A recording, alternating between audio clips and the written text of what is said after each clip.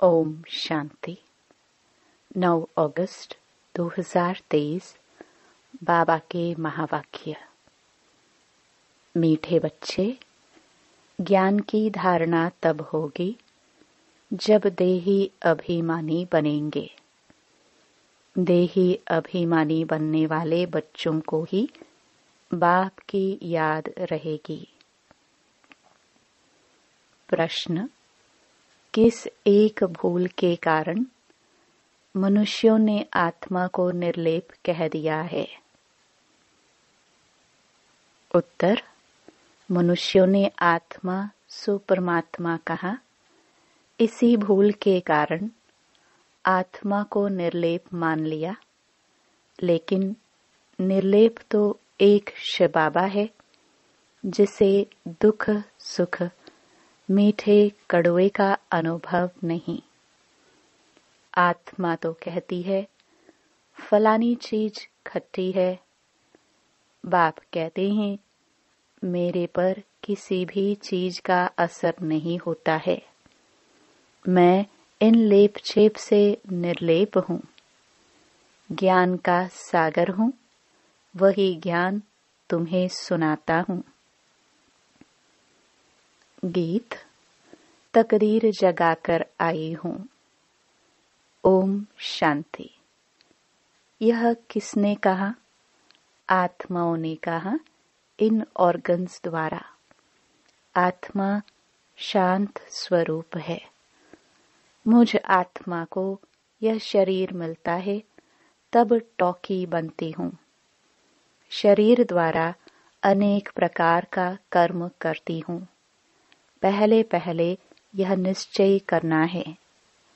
और सत्संग में मनुष्य मनुष्य को सुनाते हैं, देहधारी बोलते हैं, कहेंगे फलाना महात्मा बैठा है। यहाँ यह बातें नहीं हैं। तुम समझते हो हम तो आत्मा है, यह शरीर रूपी ऑर्गन्स हैं। आत्मा परमपिता परमात्मा द्वारा सुन रही है, जिसका एक ही नाम है शिव। इस समय बच्चे बैठे हैं सुनने लिए। कौन सुनाते हैं? बेहद का बाप। जब परमपिता परमात्मा कहाँ जाता है तो बुद्धि योग ऊपर चला जाता है। शिव माना बिंदी। आत्मा भी बिंदी है, परमात्मा भी बिंदी है, परंतु उनको परमपिता परमात्मा कहाँ जाता है? वह बाप हुआ और आत्माएं बच्चे ठहरे। समझना है कि हम आत्मा इस शरीर द्वारा अपने पारलौकिक बाप की संतान बनी हूँ। तुम बच्चों को देही अभिमानी बनना पड़े। और सब जगह मनुष्य मनुष्य को समझाते हैं। कोई गीता पाठी होते हैं, वह भी गीता को याद कर कहेंगे, गीता में भगवान ने ऐसे ऐसे कहा है। समझते हैं भगवान ने साकार में यह गीता सुनाई थी। कोई बैठ वेद शास्त्र सुनाते हैं। वेद तो मनुष्यों ने रचे हैं। निराकार भगवान वेद नहीं बनाएंगे। व्यास तो मनुष्य था, व्यास को परमात्मा नहीं कहेंगे। परमपिता परमात्मा तो बिंदी है। बच्चे साकार में हैं, साकारी रूप है। बाप तो है निराकार। बाप कहते हैं मुझे तो कभी छोटा बड़ा नहीं बनना है। तुम छोटे बड़े होते हो। मुझे तो कहते ही हैं परम पिता। मनुष्य पहले बालक बन, फिर बड़े हो बाप बनते हैं, फिर बालक बनते हैं। मैं तो हमेशा पिता ही हूँ। मैं बालक नहीं बनता हूँ। मेरा एक ही नाम शिव है। तुम्हारे 84 जन्म पड़ते हैं, क्योंकि 84 जन्म लेते हो। मैं परमपिता तो बिंदी रूप हूँ। सिर्फ पूजा के लिए भक्ति मार्ग वालों ने बड़ा रूप बना कर रखा है। जैसे कोई का बड़ा चित्र बनाते हैं ना, बुद्ध का बहुत बड़ा चित्र बनाते हैं। इतना लंबा मनुष्य तो होता नहीं। यह मान देते हैं, समझते हैं बहुत बड़ा था। बाप तो ऊंचे ते ऊंच हैं, बड़े ते बड़ा परमपिता परम आत्मा। बाप अपना परिचय बैठ देते हैं। मेरे को शिव कहते हैं। बच्चों को समझाया जाता है, तुमको समझना है हम निराकार शिव बाबा के सम्मुख जाते हैं। मुझे तो हमेशा परमपिता परमात्मा ही कहेंगे। मनुष्य सृष्टि का बीज रूप हूँ। परम आत्मा बैठ समझाते हैं। आत्मा को ही नॉलेज है। गाते भी हैं परमपिता परम आत्मा। परमात्मा वह ज्ञान का सागर है। हमको ज्ञान सुना रहे हैं। पहले पहले आत्म अभिमानी होना चाहिए। देह अभिमानी नहीं बनना है। परंतु ड्रामानुसार तुमको देह अभिमानी बनना ही है। अब फिर बाप देही अभिमानी बनाते हैं। तुम सब बच्चे हो, यह भी बच्चा है। आत्मा परमपिता परमात्मा दादे से वर्षा लेती है। लौकिक संबंध में सिर्फ बच्चों को ही वर्षा मिलता है, कन्या को नहीं मिलता है। बेहद का बाप कहते हैं, तुम सब आत्माएं हो, तुम हर एक को हक है। तुम मुझ परमपिता परमात्मा के थे और हो। कहते हैं ना, ओ गॉड फादर, ओ परमपिता परमात्मा। महिमा करते हैं। कौन करते हैं? आत्मा। वह लौकिक फादर तो शरीर का है। यह है आत्माओं का बाप। आत्मा बुलाती है, ओ परमपिता परमात्मा। अविनाशी बाप को याद करते ही आए हैं, क्योंकि रावण राज्य में दुख ही दुख है। जब से रावण राज्य शुरू होता है, तब से याद करना शुरू होता है। याद तो बाप को ही करना है, क्योंकि वर्षा बाप से ही मिलता है। यहाँ तो मनुष्यों को बहुतों की याद रहती है। गुरु लोग एक की याद भुला देते हैं। अगर सर्वव्यापी है तो फिर गॉड व फादर किसको कहे? बाप घड़ी घड़ी कहते हैं, बच्चे देही अभिमानी बनो। उठते बैठते मुझ बाप को याद करो। समझो हम श्रीमत पर चल रहे हैं। मैं आत्मा खा रही हूँ बाबा की याद में। याद से विकर्म विनाश होंगे। मंजिल है बड़ी भारी। योग कोई मासी का घर नहीं है। मनुष्यों ने तो बाप का नाम ही प्राय लोप कर दिया है। श्री कृष्ण तो बच्चा ठहरा। इतनी बड़ी प्रारब्ध जरूर बाप ने ही दी है। बाप समझाते हैं, देह सहित देह के सब धर्म भूल जाओ। यह नाम तो सब बाद में रखे गए हैं। तो यह समझना है कि परमपिता परमात्मा द्वारा हम यह नॉलेज पढ़ रहे हैं। और कोई ऐसे स्कूल नहीं है जहाँ समझे कि हम आत्मा है। तुम जानते हो, पहले सतो प्रधान थे, फिर सतो रजो तमो में आते हैं। खाद आत्मा में पड़ती है।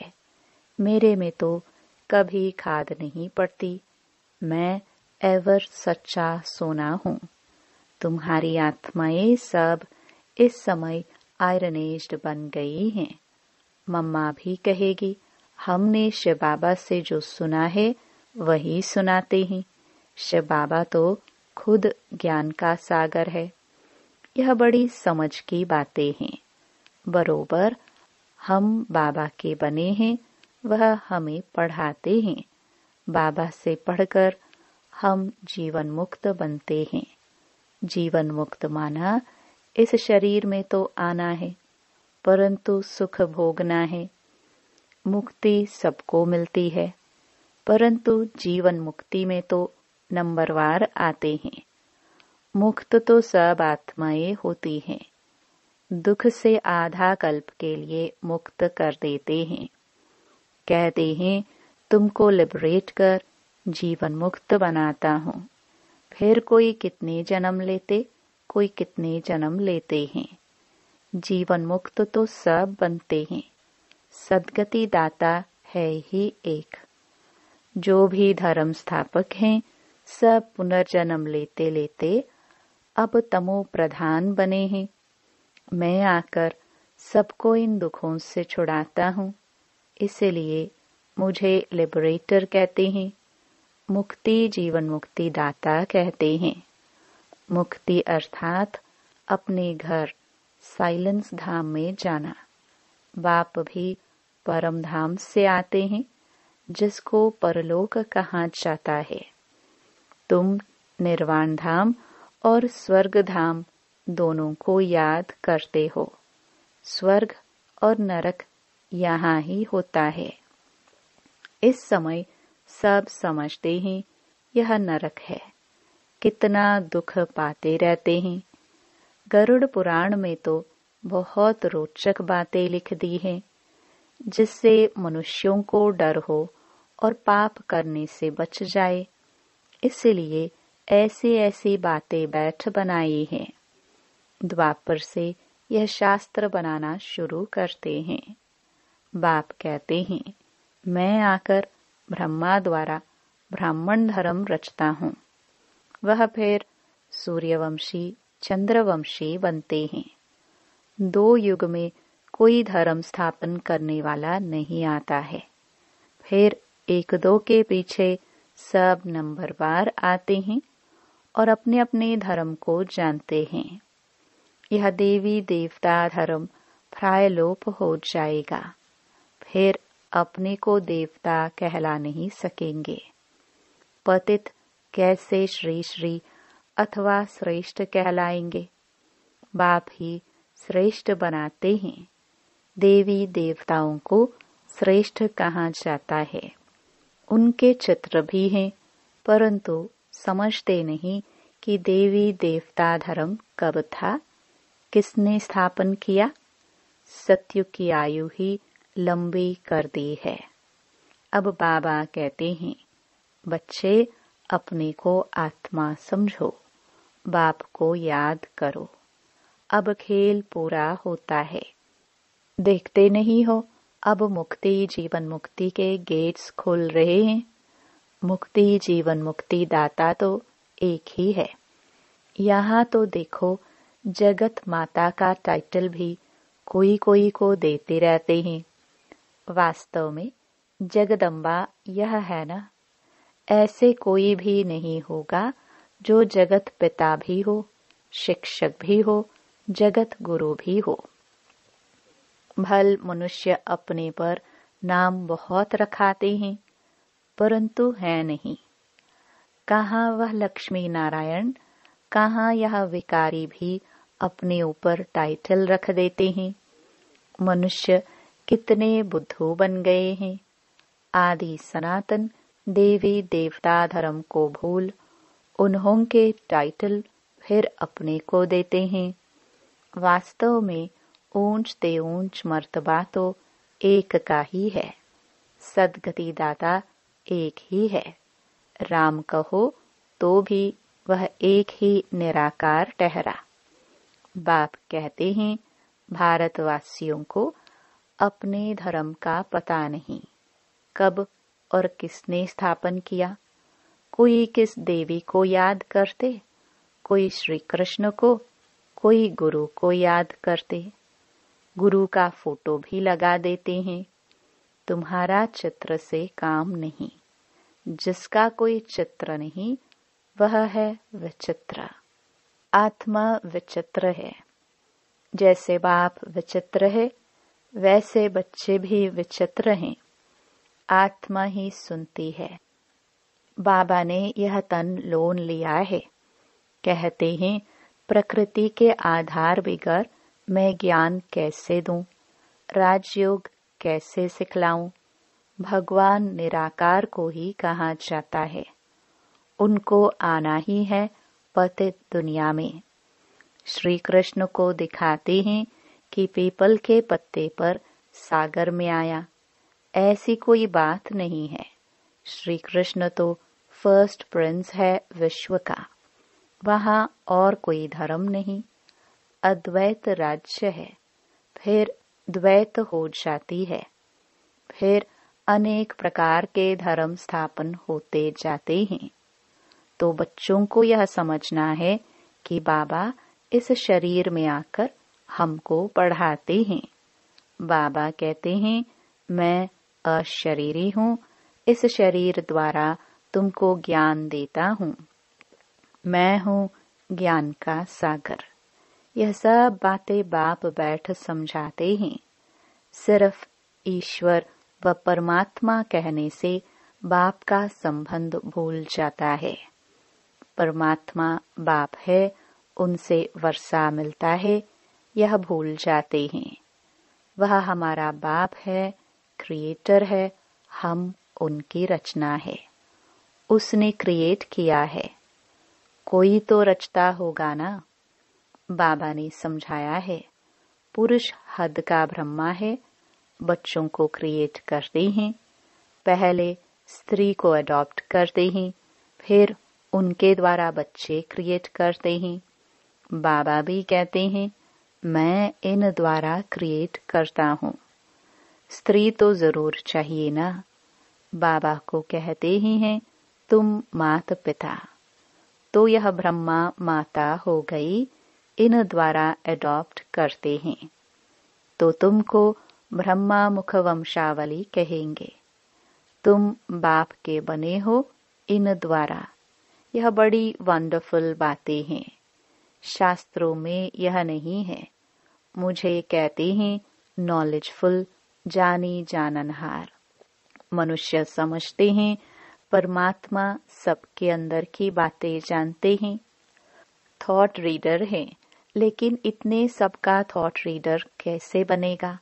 बाप कहते हैं मैं मनुष्य सृष्टि का बीज रूप हूँ। मैं चैतन्य हूँ, सत्य हूँ। आत्मा भी चैतन्य है, शरीर असत्य है, घड़ी घड़ी बदलता रहता है। आत्मा तो नहीं मरती। आत्मा यह नॉलेज ग्रहण करती है। बाप समझाते हैं मैं परमपिता परमात्मा निर्लेप हूँ, अर्थात दुख सुख का अथवा कड़वी मीठी चीज का मुझे कोई असर नहीं होता है। मैं इन लेप चेप से निर्लेप हूँ, ज्ञान का सागर हूँ। मनुष्य फिर कहते हैं कि आत्मा निर्लेप है, क्योंकि आत्मा सो परमात्मा एक है।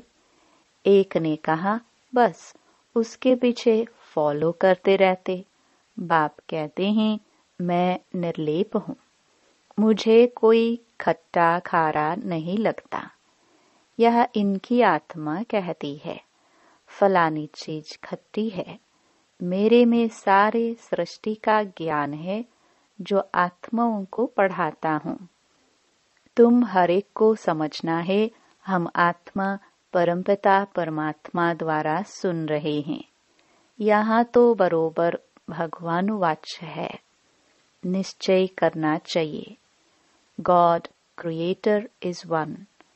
पहले पहले मुख्य बात है भारत की। भारत को अविनाशी खंड कहा जाता है। यह भारत है बर्थ प्लेस पतित पावन बाप का। यह बहुत ऊंच खंड है। यहाँ लक्ष्मी नारायण की राजधानी होगी। यह तुम जानते हो कि बाप फिर से देवी देवता धर्म की सैपलिंग लगा रहे हैं। जो इस धर्म के होंगे वही आकर वर्षा लेंगे। इसको सैपलिंग कहा जाता है। बाबा ने समझाया देही अभिमानी बनना है।